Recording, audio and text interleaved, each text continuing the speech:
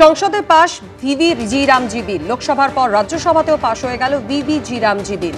100 দিনের কাজের প্রকল্পের নতুন নাম ভিভি রামজি বিল। সংসদে পাশ হয়ে গেল এই বিল। বিরোধীদের স্লোগান, বিক্ষোভের মধ্যেই পাশ ভিভি রামজি বিল।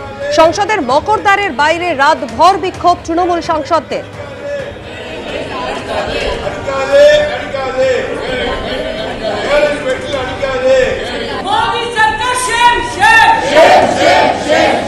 तानाशाही down down down down down down तुगलकशाही down down down down down down हिटलरशाही down down down down down down अरे मोदी शाही down down down down down अरे गांधी हम शर्मिंदा है तेरे विकास का गीत, जन कल्याण का गीत, गरीब कल्याण का गीत। बहुत बहुत धन्यवाद। श्री केदारा सुश्री ज्योत पर विचार करने हेतु प्रस्ताव स्वीकृत किया जाए।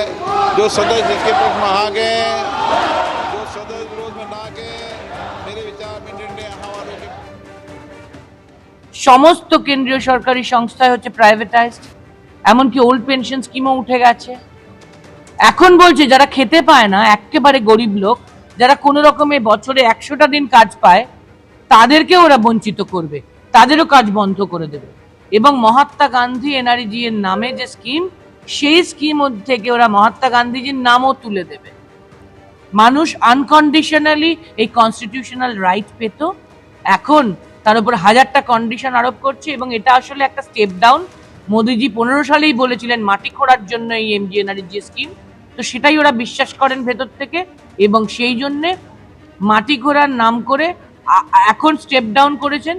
রাজ্য সরকারগুলোকে বলেছেন 40% করে টাকা দিতে হবে, কিন্তু সব মন মর্জি ওদের, কোথায় দেবেন, কোথায় কাজ করাবেন, কোথায় করাবেন না, কোথায় 60 দিন বন্ধ রাখবেন, কোথায় উঠিয়ে দেবেন, কোথায় বর্ষায় ক্ষেত মজুর পাওয়া যাবে, এইসব নানান ক্লজ ওরা যোগ করেছেন। এগুলো করে ওরা চাইছেন যাতে মানুষকে বঞ্চিত করা যায়। এরপরে ওরা এই স্কিমটাই আর রাখবেন না। অশান্ত বাংলাদেশের ছবি একবার দেখুন। দিকে দিকে আগুন লাগানো হয়েছে, পাথর বৃষ্টি হচ্ছে, বিক্ষোভ চলছে, অবস্থান চলছে। ওসমান হাদি, তার মৃত্যু এবং একেবারে আওয়ামী লীগ বিরোধী আন্দোলনের মুখ এই ওসমান হাদি, যাকে গুলি করা হয়েছিল। আহত অবস্থায় সিঙ্গাপুরের হাসপাতালে সে চিকিৎসাধীন ছিল এবং সেখানে তার মৃত্যু হয়। আর এই ঘটনার পরে কিন্তু নতুন করে অশান্ত হয়েছে বাংলাদেশ।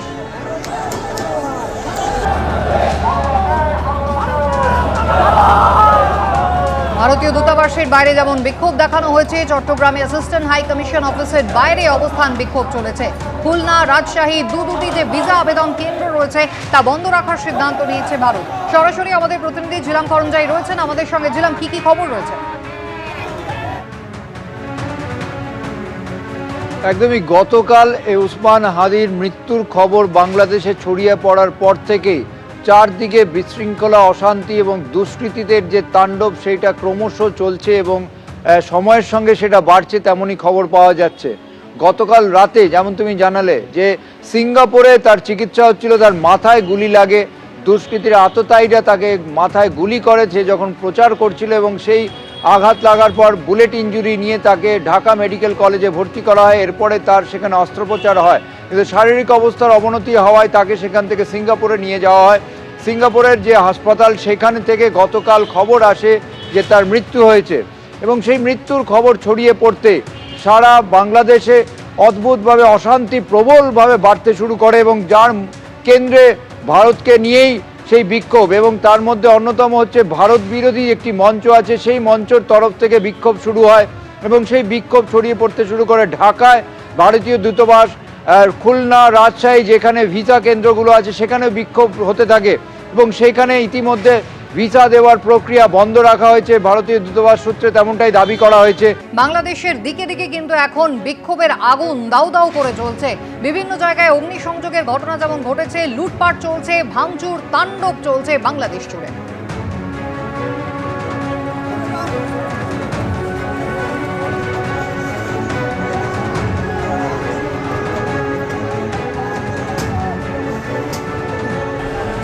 ফের অশান্ত বাংলাদেশ, রাস্তায় তাণ্ডব, পাথর বৃষ্টি, আগুন।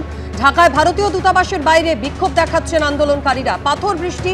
চট্টগ্রামে অ্যাসিস্ট্যান্ট হাই কমিশন অফিসের বাইরে বিক্ষোভ অবস্থান, পাশাপাশি খুলনা, রাজশাহীতে 2টি ভিসা আবেদন কেন্দ্র বন্ধ করে দিয়েছে ভারত। বাংলাদেশের 2টি সংবাদ মাধ্যমের অফিসেও আগুন, সংবাদ মাধ্যম অফিসে ঢুকে ভাঙচুর, লুটপাট চালানো হয়। সংবাদপত্রের জ্বলন্ত অফিস থেকে উদ্ধার করা হয় অন্তত 25 জনকে। ক্রেনের সাহায্যে কার্যালয়ের উপর থেকে কর্মীদের উদ্ধার। ঢাকা সহ বাংলাদেশের বিভিন্ন শহরেও রাতভর এই তাণ্ডবের ঘটনা ঘটে, যে ছবি আপনাদের সামনে রেখেছি। বাংলাদেশের বিভিন্ন শহরে আওয়ামী লীগের দপ্তরে ভাঙচুর, অগ্নিসংযোগ। হাসিনা বিরোধী ছাত্রনেতার মৃত্যুর পরই বাংলাদেশের দিকে দিকে এভাবেই অশান্ত পরিস্থিতি, উত্তেজনা ছড়িয়ে পড়েছে।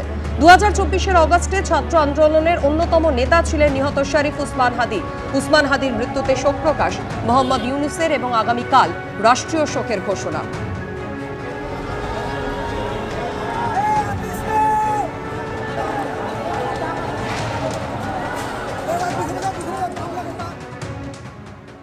অধ্যাপক রাজাগোপাল ধর চক্রবর্তী এই মুহূর্তে সরাসরি রয়েছেন আমাদের সঙ্গে। অধ্যাপক চক্রবর্তী, আমি প্রথমেই যেটা জানতে চাইবো, প্রথমত আমরা জানি যে আওয়ামী লীগ ইতিমধ্যেই কিন্তু বাংলাদেশে নিষিদ্ধ ঘোষিত হয়েছে। 12ই ফেব্রুয়ারি সাধারণ নির্বাচন রয়েছে। এখনো আওয়ামী লীগের প্রচুর সমর্থক কিন্তু রয়ে গিয়েছেন। কোথাও তাদের মনোবল সম্পূর্ণভাবে নষ্ট করতে এবং তার পাশাপাশি ভারত বিরোধী যে আন্দোলন সেটাকে আরো মজবুত করার জন্যই কি এখন নতুন করেই আগুন জ্বলতে শুরু করলো বাংলাদেশে, এবং সেখানে ভারতের উপরে কতটা তার প্রভাব পড়তে পারে, এবং পাশাপাশি বাংলাদেশে ইউনূস সরকারের ভূমিকাই বা আপনি কিভাবে দেখছেন? হ্যাঁ, দেখুন, যে ছাত্রটি মারা গেছে, যে উসমান হাদী, সে এনসিপিরও সদস্য ছিল না। সে ইনকিলাব মঞ্চ তৈরি করেছিল এবং ইনকিলাব মঞ্চটা পুরোটাই ভারত বিদ্বেষী, আওয়ামী লীগ বিদ্বেষী কথাবার্তা বলতো। এবং যতদূর জানা গেছে, সে বোধহয় ঢাকা 8 নম্বর কনস্টিটিউয়েন্সি থেকে নিরপেক্ষ হয়েই দাঁড়াতে চাইছে, সেভাবেই প্রচার করছে। তার সঙ্গে ইউনূসের যে রাজনৈতিক স্বার্থ খুব একটা মেলে না। তো যাই হোক, এটাকে যেহেতু তাকে কেউ মেরেছে, বাংলাদেশের রাজনীতিতে এই ধরনের মারপিট দীর্ঘদিন, আজকে না, বহুদিন ধরে। এখন যারা মেরেছে তারা পালিয়ে গেছে কোনোভাবে, এখন এটাকে ব্যবহার করতে চাইছেন। দেখুন, একজন সাধারণ ছাত্র নেতা, সে মারা গেছে, হ্যাঁ, তাকে সিঙ্গাপুরে স্টেট নিয়ে গেল, গভর্নমেন্ট নিয়ে গেল সিঙ্গাপুরে কোনো হসপিটালে, বিরাট খরচা করে। ভারতের সঙ্গে সম্পর্ক ভালো থাকলে ভারতে হয়তো এসে নিয়ে আসতে পারতো, বেঁচেও যেতে পারতো। যাই হোক, তারপরে আগামীকাল যেটা আপনি জানাবেন, যে রাষ্ট্রীয় এবং সারা বিশ্ব জুড়ে বাংলাদেশ কমিশনে, এই কমিশন কনসুলার অফিসে তারা পতাকা অর্ধনমিত থাকবে। বোঝা যাচ্ছে যে ইউনূস এটাকে একটা ভারত বিরোধী অস্ত্র হিসেবে, একই সঙ্গে আওয়ামী লীগের বিরুদ্ধে ব্যবহার করতে চাইছে। আওয়ামী লীগকে ওরা ব্যান করেছে অ্যান্টি টেররিস্ট অ্যাক্টে।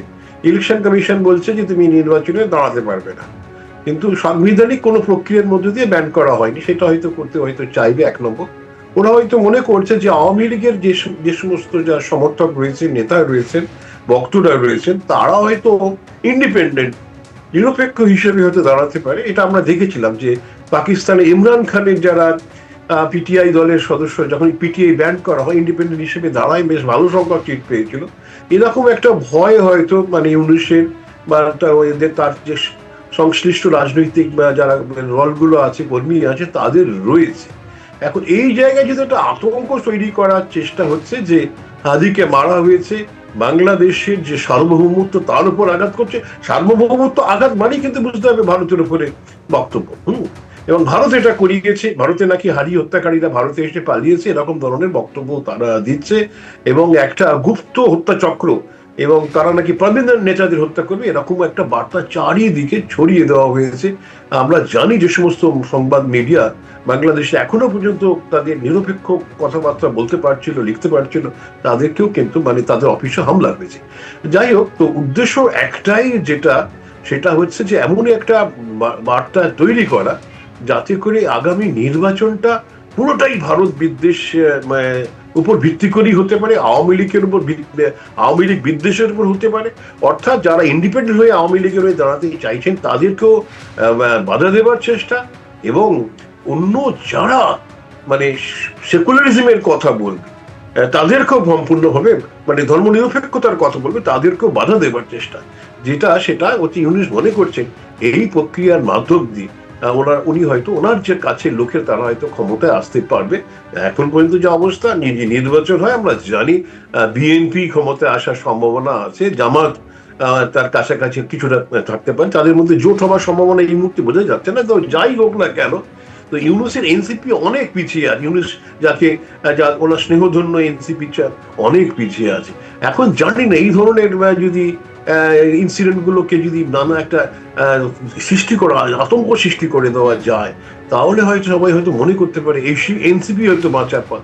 এটা একটা স্ট্র্যাটেজি হওয়ার সম্ভাবনা আছে, এবং দেশটাকে ভারত বিদ্বেষ করা, এবং এর পেছনে হয়তো বিদেশি কোনো শক্তির মদত আছে। যে আউট ইন্ডিয়া মুভমেন্ট যেভাবে আমরা দেখেছিলাম অনেক দেশ, কিছু দেশ বা একটি দেশ আমরা দেখেছিলাম মালদ্বীপে করেছিল ভারত, তারপরে আমরা দেখলাম সেই নির্বাচনে তারাই, যারা আউট ইন্ডিয়া মুভমেন্ট করেছিল তারাই বিরাটভাবে নির্বাচনে জিতেছে, কিন্তু পরবর্তীকালে দেখা গেছে সেই দেশের সহযোগিতা সমর্থন কিছুই মেলেনি। হয়তো এখানেও সেটা হয়তো ঘটতে পারে, জানি না কি হবে। তো একটা ভারত বিদ্বেষ যে জিগির তুলে ধরো, সবাই যেন বাংলাদেশ জুড়ে ভারত বিদ্বেষিতা, এটা আমার মনে হচ্ছে বিদেশি মদত কোথাও একটা থাকলেও থাকতে পারে। অনেক ধন্যবাদ। এবিপি আনন্দ, এগিয়ে থাকে, এগিয়ে রাখে।